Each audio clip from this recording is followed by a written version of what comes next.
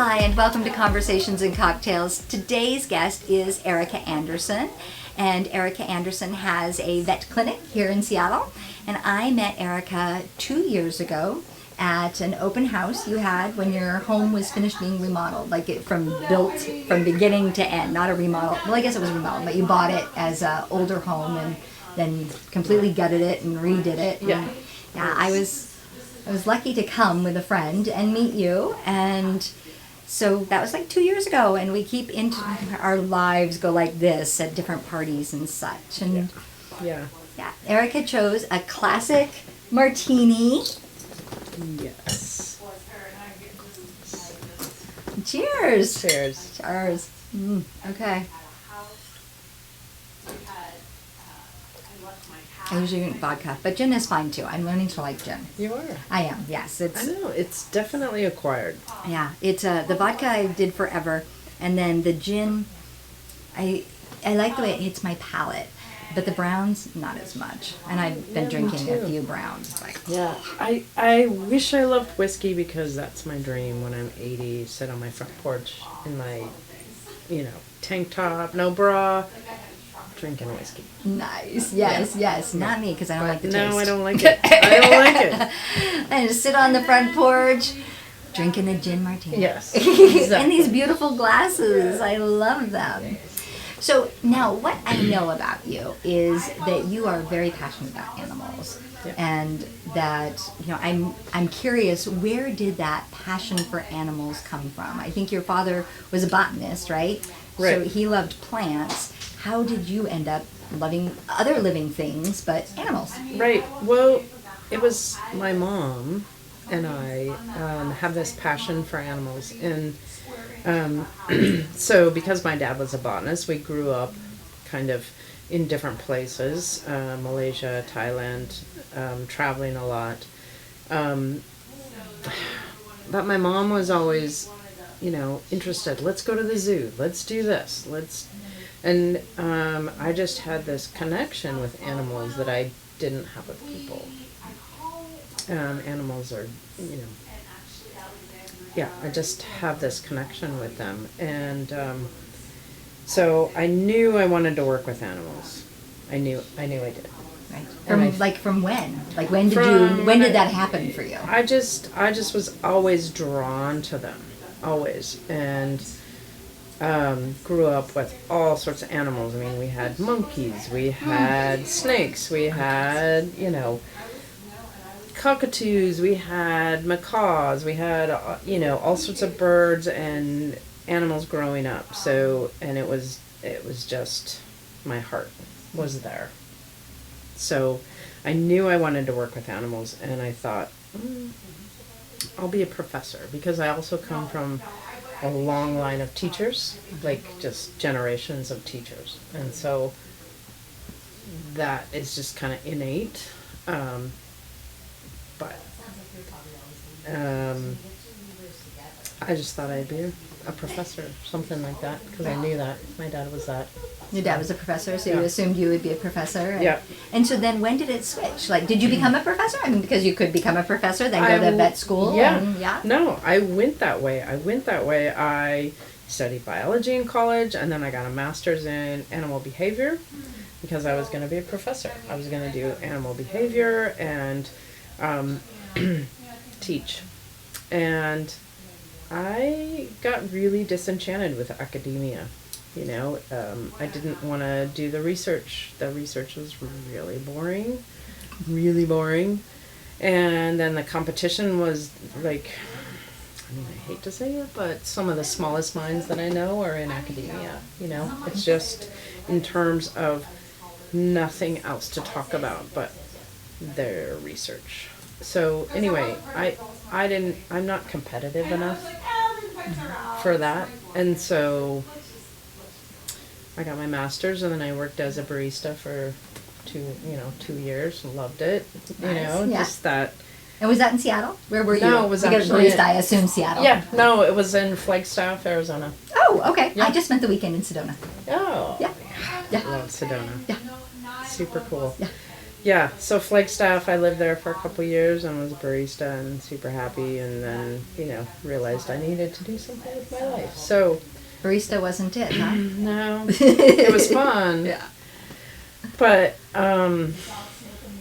yeah, so then I decided, all right, I knew I had a good friend who went through vet school when I knew her, and she wasn't like super heady, super competitive, academic. And I was like, if she can do it, I think I can do it. Because vet school is incredibly competitive. I think there's only like 24 in the whole U.S. Wow. I mean, that seems odd because, well, we're in Seattle.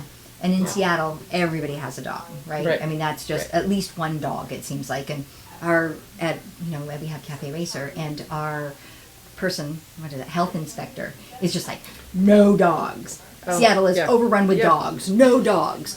And it's true. So it's odd that and I interviewed somebody earlier who did dog clothing. She's a fashion designer, and when she had left the fashion industry to have her child, and then went back and ended up doing dog fashion. And so it's a thing. It's so how come there's only 24 schools? Just out of curiosity. Yeah, good question. I don't know. I mean, there aren't enough vets. Okay. I mean, there aren't. Okay. I look for There's employees. not enough vets, There's people. not enough vets. We need vets. Right. I think there might be more than 24 these days, but, still, medical schools are, 24 per state, Dime a dozen. Dime a dozen. Anyway, so I was afraid of not being able, I've done a lot of school, but I was never stellar at school, and I wasn't competitive enough, meaning it wasn't important to me to, be that a person at, Self-discipline. Right. Gotta do it. Right. Yeah. So I didn't think I could do it. But I applied. And I actually applied 3 times and got in the 3rd time. Oh, congratulations. So, I think that that is really Persistence. what I Right. feel like is doing this project of interviewing 52 women. It's been really important to me to really see what the difference is between the person who is doing their passion and the person who isn't. And it really Yes. is about persistence. Yes. I mean, overcoming whatever obstacle it is, but just keep going no matter what. Yep. And being rejected and, okay. So, you have to have, so I worked at University of Washington when I came back to Seattle. And I was creating transgenic mice, which are mice that have these genetic alterations to study arthritis, to study, all of the human things. And this is after vet cancer. school or No, before? this was before. Okay. Because you have to have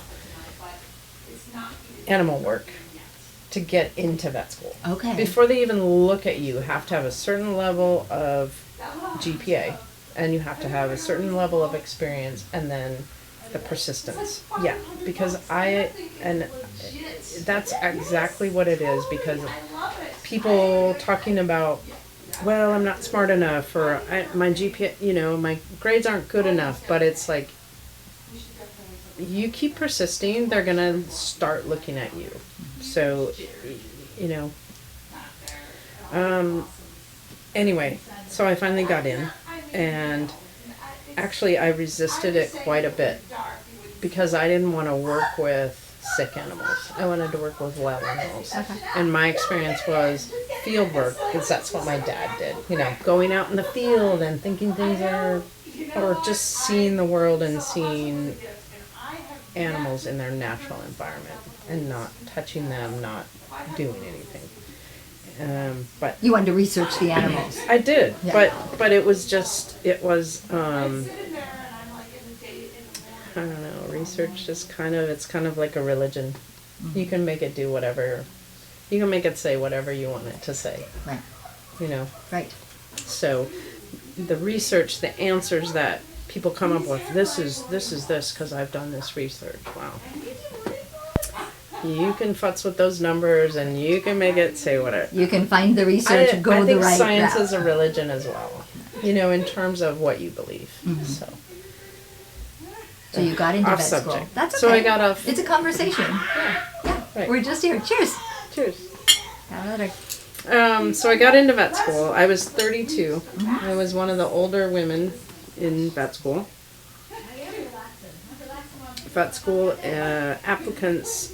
So you get like 1,500 applicants for 60 positions. Okay. So anyway, most of them are women. Oh, fascinating. Yeah. The Become veterinary a world. vet. We need vets, and if you're a woman watching, we need vets. If you're a man watching, also.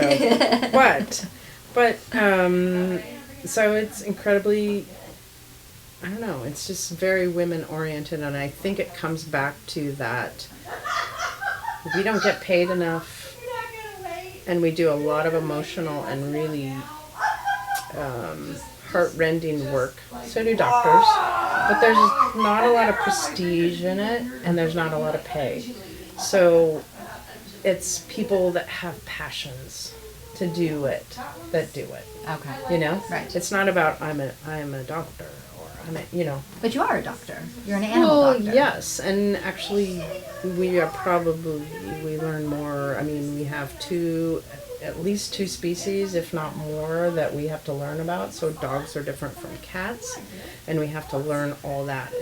And the great thing is every day is completely different, right? Because we're not so specialized. Your particular So clinic. I pull teeth, and I do surgery, and I'm a dentist. I'm all these things, and I'm an internal medicine specialist, and I'm all these things. So Right. yeah. Yeah, you are. I mean, that's a doctor. Well, yes, Of animals. we're and I think we get a little bit under. Oh, you're just a pet doctor, you know. But Speaking of animals, I hear animals. I know. We've got I know. dogs here. There are dogs here because if you're an animal lover, Yes. of course you're going to have Yes. pets. Yes. So Yes. yeah, Yes. yeah. Okay, so you made it through vet school. So I made it through vet school, and then worked for 10 years as for somebody else, Okay. Yep. which is great. So this brings And, you into your mid 40s. You're yes. 32. Yes. So yeah, mid 40s. Mid-40s, and just loved the experiences that I had, and I worked for 2-3 different clinics. Was emergency doctor, and I knew that wasn't for me. But what I learned was I wanted to create a place that was a good environment, a good working environment, which translates into a place where people want to bring their pets. Right. And feel comfortable and loved and have a relationship. So was your idea then, as you were working for other people, what I'm hearing you say, and Yeah. correct me, help me if I'm wrong, is that you wanted to create a space where the humans and the animals all had good vibes. Yeah. Like everybody was cohesive and Yeah. happy, and you walked in and you could feel it You could feel it once you walked through the door because the team was happy, the leader is yes. happy, so everybody Yes. is happy. Because Well- they say that dogs have, what is it? How much in their olfactory? Yeah, They I can don't smell know. emotions, I Yes. heard. Yeah. They can smell emotions. So if you're they- stressed out, the dog's not going to be No. really happy walking into a Right. stressed out clinic, right? Right. And that's And what that was I crazy wanted when I to learned create. I know, and that's what I wanted to create, was a place where, because the people that you meet up front, right? We've all been to vet clinics where, people are unhappy and they're like grumpy or Not paid enough. not paid enough, because we don't get paid enough. We don't get paid enough. I know people think it's expensive, but we don't get paid enough, and so it's a passion for us. Mm-hmm. And so if the energy is good, and you start with the person up front who is an employee of, it starts at the top, right? So if they're supported and loved and respected, then it's going to translate, and that's what I wanted to create. So I have to tell you, I'm going to stop really quick Yeah. because this must be a common thing. Your friend who you posted about her clinic up by our restaurant, up at Cafe Racer, because I knew that there was a new clinic, I dropped off some. Dietrich. Yeah, I dropped off some Yeah. burritos. Welcome to the Yes, community. yeah. And then it was like I think it was like last month or something. We get an order online. And it looks like an office. You know how you can tell an office order. It's got, 8 things are all different. Clearly an office order. And she came in and ordered. She got stuffed food for her whole crew for Yay. lunch. So I went to vet school with her. Okay, so she has the and same I vision that were you did. good friends. Yeah. In vet school, we had super fun time, and we would study together. And then she had a job she wasn't happy with, and then needed to work at part-time. And so she worked for me for a couple of years. Oh, she worked for you. She did. Nice. Oh, I could see that probably really made the energy in your space. Yeah. Because she's lovely. She and I are really similar, and it's just lovely. And yes, if you live up in your area, Right, the north side of Seattle. Yeah. It is, what's the name of It's her? Roosevelt? Pet Roosevelt- Clinic, maybe? Roosevelt Pet It's on Roosevelt. Yes, I it's just on know it's on Roosevelt. Roosevelt. She's Dr. Dietrich is amazing. And we're in South Seattle. This is South Seattle, right? Yeah. And yeah. what is the name of your clinic? Jet City Animal Clinic. Jet City Animal Yeah. Clinic. So it's on Capitol Hill. Oh, okay. So it's a little bit further north than where we are now, Yeah, but yeah. you It's probably on, have a like, pretty 12. good draw. Yeah. Okay, so you made it through. You decided what you wanted in your clinic, and so how did you go from this vision, this thought, this desire, Yeah. into where you're at? Now you've hired people who have gone off and started their own clinics. So you start with a desire.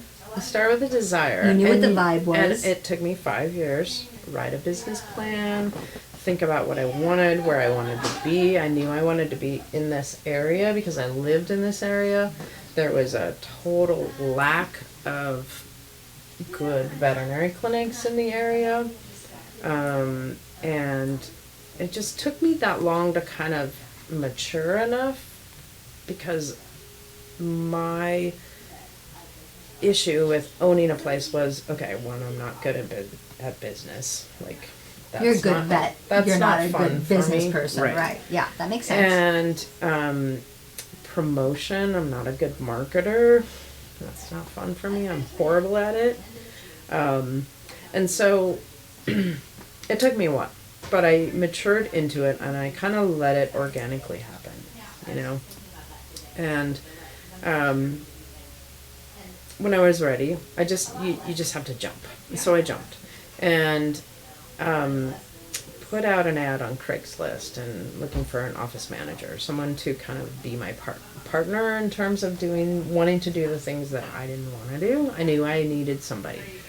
And Kevin Haywood, who is trained veterinary technician, but also loves the business part of it. Oh, good.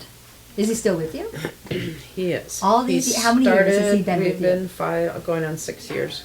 Nice. He was there before the clinic even existed, and he answered a Craigslist ad, and his resume was like 4 pages long. And so I was like, oh God, this guy is like the Energizer Bunny. I cannot do, And Carlin was like, you need to interview him and see him. Anyway, he is half of Jet City.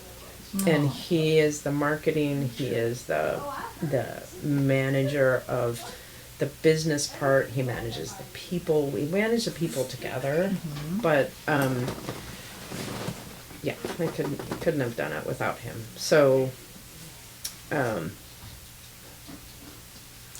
I think it takes a certain amount of smarts to also find the right people. Right. To know that where you lack, It's and curating find somebody, people. yes, Curating humans. and letting them do it, and finding their passion and supporting that.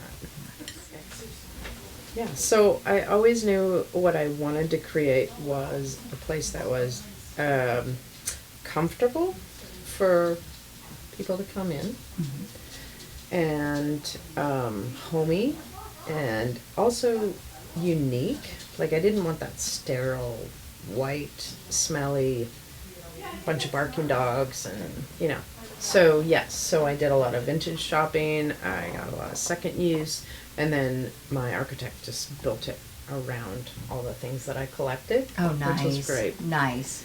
So, but that also, translated into, I'll get comments about, oh, this feels like my living room. Oh, I'd like my living room, so I know people are comfortable. If they're talking about their living room and it's the vet clinic, Right. they're comfortable. Yeah. I mean, I have a dog. It's a doctor's office. It feels yeah. like a doctor's Yeah. office. And when the raccoon got the dog and ate the eye, it was the Oh, hospital, and they gave me hot chocolate, but it was Yes. definitely like sterile and No, and there's a there's a way to do both. So I lost my train of thought. So we were talking about with the creation of the vibes, and Yeah. I know that you have some retail products. Is that right? Like you've got what you think is important for animals to have. Is that right? Yeah, and so what I don't have, which makes me a little unique, is a lot of prescription dog foods, cat foods, a lot of foods that I don't really think are necessary. There are some that are necessary. But what I have is good quality foods, and I think a little outside the box. I'm really into home cooked foods, and because then you can control what's in the food that your pet is eating, and that's... So you're talking about like frying up a chicken for your dog? Yeah, I mean, there are recipes, there are good full rounded recipes that you can get that are healthy, and then we add, supplements to that. Mm-hmm. If people want to cook their food, I find that pets might be healthier. Oh, wow. Especially with allergies and digestive issues, home cooked foods. And then there are a couple companies that are actually creating home cooked foods. Like if you didn't want to make it, they sell it pre-made, totally balanced and frozen, and you can serve it to your pets. Wow. I have to do grain-free. Right. Like, so And my it's dog the is same- definitely grain-free. It's the same thing. Like the things that go into pet foods, I mean, it's not as regulated. They call it human grade, which means that it's not rendered food, right? But pet foods are rendered, overcooked, like just... So you So believe in the pets more have the holistic same food. Holistic, yes. And so that's one of the unique things. A lot of vets are like, no, we have to do this prescription food. So I'm not into selling foods. I'm into people being part of the health of their pet. Nice. In terms of making the decisions and being informed. So that's kind of where my teaching comes in, because I can inform them, this is why this is happening and what do you want to do about it? And So now you have a successful vet clinic on Capitol Hill. So it sounds like some of the struggles that I've heard you've had to overcome was, kind of just getting out of your own way of starting your business, even Yes. though you didn't know what to do in the marketing realm, or the business wasn't your favorite. You just found somebody you delegated really Yeah, well. right. You curated a great team. Yeah. You always need vets to help. It sounds like there's a shortage of vets. Is that right? I think there is, in general, at least the type that I would want. The type that, yeah. Yeah. Is there any other glaring thing besides being rejected three times or 2 times and accepted the third 3. time? Rejected 3 times into Sorry, vet school. rejected twice. Twice, Yes. accepted once. Yes. Mhm. Is there any other thing that you had to overcome to get from this decision to not be a professor, but to instead go into vet school and to becoming a vet person? Oh, you're a veterinarian and an animal doctor and owning your own clinic, not just working for somebody else. So is there anything that you can see that might have been something you had to overcome besides those other major things you overcame? Like, are we missing anything you overcame? So the vet world is mostly women, because for a few reasons. One is, we follow our passion, and also, the people that go to vet school are incredibly brilliant. They're brilliant, just in general. But also the people that work in the vet world, like a veterinary nurse or a technician, is so incredibly talented. But guys in general would not do it because they don't get paid enough. They don't get paid enough. So bottom line, one of the things is you don't make enough money. Nobody, yeah, and we lose technicians all the time. They would love to work with animals, but they go into human nursing because they get paid 2 to 3 times as much. So, the same for doctors. Usually veterinarians don't do other things, but they might do better paying things. Mm-hmm. So I think the fact that it's a woman's world, but not recognized for the intelligence and the talent that belongs in those worlds. Like, somebody could walk into the clinic and say, this would never happen to a doctor, but my pet is in dire straits. I can't believe that you would not treat my pet because I don't have money. Emotionally tugging at your heart because their pet just got hit by a car. Of course we want to treat that, but who's going to pay for that? Right? A hospital would be reimbursed by whatever, right? Government. But nobody, vet hospitals don't. And so it takes emotional toll, it takes monetary toll on all that. So I just think in general, women put up with the stuff, and the men that work in the veterinary world are incredibly compassionate, loving humans that are doing this not for status, but because they love it, and they're not going to make tons of money. Right. So that's the sexist dichotomy, because which leads us into the question, right? Right. As a female, and your culture of origin, how has that helped you or hurt you in your choice, your passion, which is to take care of animals, to help animals? I look at your family, and one of the things you said was that a lot of the generations and generations of professors, and you did something completely different. Right. And so I'm just kind of wondering, what about that? And you traveled all over the world, and now here you are settled in Seattle, Washington. How does your family view this? They're incredibly... we got a pet. Yep, here he is. Yay! Hi, what's his name? Travis. Travis, you want to say hi? Say hi, Travis. Hi, Travis. Hello, this is Travis. Oh, the kisses, Travis kisses. I got Travis kisses. He's like, something's going on. Gotta be part of it. So my family's incredibly proud. Definitely first business owner, first going that way, not being a teacher, professor in that world, but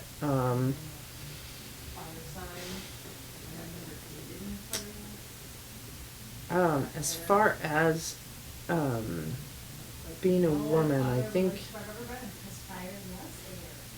think my family was kind of, you can do whatever you want. The only kind of, and I don't know if they would do it for a son or not, but the comments would be like, well, I don't want you to apply to vet school because you might not get in, or just kind of those underhanded comments of, don't shoot too high because you might be disappointed. Oh, right. Would they do that to a boy? I don't know. Right. I don't know. Right. They're just protecting, but doesn't help. Right. But you made it. You did it, and they're proud of you as a business owner. You're one of 7 kids. Are you the only one of all the 7 kids that owns your own business? Yeah. Wow, yeah. nice. And I'm not the smartest one either, Yeah. I'm just kind of that middle kid that's got the middle brains, and so And you persevered. that's perseverance. And you love animals. Yeah. Yeah. Yeah. So now, if there's anybody watching that wants to find out where exactly you are, you've said that you're on Capitol Hill, and Yeah. your clinic is. How do they find you? Right across the street from Seattle University. Oh, that's So easy. Yeah. 12th between Madison and Cherry. And then web address. Jet City Animal Clinic. JetCity.com. Nice. Yeah. Yeah. That's good. You got it. Yeah. Wow. That's Yeah. awesome. Awesome. And then are you on social media as well? Yeah, Instagram. I think. Yeah, look up Jet City Animal Leased, and it should come up. Facebook as well. We take pictures of every new client and every new patient, not clients, but the patients that come in. Uh-huh. We take pictures of them, and we post each and every one of their pictures on Facebook. Oh, so if I bring my pet to you, my little Yeah. one-eyed puggle, Yeah, you would take a picture Yep. on Facebook. It would be a Facebook pet. yeah. Oh, that's Yeah. wonderful. That is Yeah. wonderful. Well, thank you so much. Let's Yeah. do a cheers again, because All right. I like to cheers Yeah. in beautiful glassware. Yeah. Cheers. Thank you Thanks. so much. I you. appreciate it. Really, I appreciate it. Okay, ciao. We'll see you at the animal clinic.